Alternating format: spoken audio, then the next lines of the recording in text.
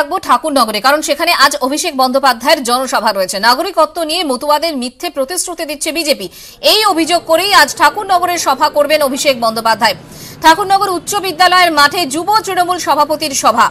মতুয়া আবেগের শান দিতে ঠাকুরবাড়ির হরি মন্দিরে যাবেন অভিষেক। বড়মা বীণাপানি দেবীকে শ্রদ্ধা জানাবেন তিনি।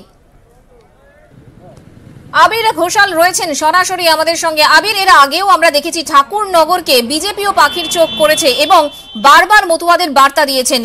অভিষেক বন্দ্যোপাধ্যায় আজ ঠাকুরনগরে যাচ্ছেন। কখন ঠাকুরনগরে যাচ্ছেন? যখন রুজিরা বন্দ্যোপাধ্যায়কে সিবিআই নোটিশ পাঠিয়েছে, কিন্তু তারপর আজ তার জনসভা। কি বলতে পারেন, কি বার্তা দিতে পারেন অভিষেক বন্দ্যোপাধ্যায়? দেখো, বিধানসভা নির্বাচনে রাজ্যের বেশ কতগুলো আসনের ক্ষেত্রে মতুয়া ভোট একটা ফ্যাক্টর। যে মতুয়া ভোট তৃণমূল কংগ্রেস মনে করছে যে 2019-এর লোকসভা নির্বাচনে কিছুটা হলেও হাতছাড়া হয়েছে। যদিও সেই মতুয়া ভোট যদি বিধানসভা নির্বাচনের ক্ষেত্রে হাতছাড়া হয়ে যায়, তাহলে আগামী দিনে সরকার গঠনের ক্ষেত্রে একটা যেমন সমস্যা, তেমনিভাবে রাজ্যে বিধানসভা আসন হাতছাড়া হওয়ার একটা সম্ভাবনা রয়েছে। যদিও তৃণমূল কংগ্রেস যে ইস্যুকে সামনে রেখে নির্বাচনে লড়াই করছে, যেখানে সেই উন্নয়নের কথা বলছে, সেখানে তাদের বক্তব্য যে তারা মতুয়ার মতো ইস্যুকেও তারা সামনে রেখেছিল এবং এই এলাকার জন্য তারা কাজ করেছে। গত কয়েক মাসের বেশি সময় ধরে যেভাবে বিজেপির একেবারে শীর্ষ স্তর থেকে এই ঠাকুরবাড়ির দিকে নজর রয়েছে এবং অমিত শাহের মতো নেতৃত্বে সেখানে যখন সভা করে যাচ্ছেন, তখন মতুয়া ভোট ব্যাংক বজায় রাখার জন্য তৃণমূল কংগ্রেসের যে নেতারা তারাও সচেষ্ট।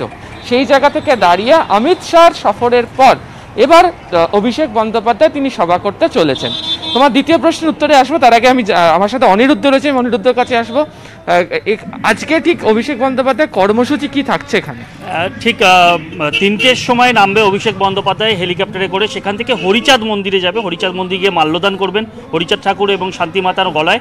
সেখান থেকে বড়মা অর্থাৎ বীণাপানি দেবী ঠাকুরের যে মূর্তি রয়েছে তার ঘরে, সেই মূর্তিতে তিনি মাল্যদান করবেন এবং তারপরেই তিনি সভামঞ্চে আসবেন। সভামঞ্চে এসে তিনি বক্তব্য রাখবেন। যেহেতু 11ই ফেব্রুয়ারি অমিত শাহ এখানে নাগরিকত্ব নিয়ে প্রতিশ্রুতি দিয়ে গেছে মতুয়াদের, এই নাগরিকত্ব অসত্য প্রতিশ্রুতি দিয়েছে, তারই প্রতিবাদ স্বরূপে আজকের এই সভা এবং অভিষেক বন্দ্যোপাধ্যায় সেখান থেকে মতুয়াদের উদ্দেশ্যে বার্তা দেবেন। দেখো, যেটা অনিরুদ্ধ বলছিল একেবারেই তাই। তার কারণ হচ্ছে যে মতুয়া আবেগকে ধরার চেষ্টা তৃণমূল কংগ্রেসও করছে। এর আগে একাধিকবার মমতা বন্দ্যোপাধ্যায় এখানে সভা করেছেন। তৃণমূল লাগাতার এখানে বিভিন্ন রকমভাবে মতুয়া সম্মেলন, বাড়ি বাড়ি গিয়ে আলোচনা, বিভিন্ন রকম কর্মসূচি নিচ্ছে। যেহেতু অমিত শাহর মতো নেতৃত্ব এখানে এসে মতুয়া ভোট ব্যাংক ধরে রাখার জন্য চেষ্টা করছে, ফলে এক্ষেত্রে দাঁড়িয়ে অভিষেক বন্দ্যোপাধ্যায় সভা গুরুত্বপূর্ণ অবশ্যই হতে চলেছে রাজনৈতিকভাবে। আর অবশ্যই তাই তিনি যে সময়টাকে বাছাই করেছেন সভা করার জন্য, যখন লাগাতার অভিষেক বন্দ্যোপাধ্যায় এবং তার পরিবারকে ঘিরে বিজেপি নেতৃত্ব আক্রমণ চালিয়ে যাচ্ছে এবং তার স্ত্রীকে, তার শালিকাকে সিবিআইকে জিজ্ঞাসাবাদ করছে। ফলে একদিকে বিজেপিকে আক্রমণ, অন্যদিকে মতুয়াদের কাছে বার্তা, এই দুটোই ঠাকুরনগরের সভামঞ্চ থেকে অভিষেক দেবেন বলে মত রাজনৈতিক। অবশ্যই সেদিকে আমাদের নজর থাকবে। আবির, আপাতত তোমাকে ধন্যবাদ। অনিরুদ্ধ, তোমাকেও ধন্যবাদ।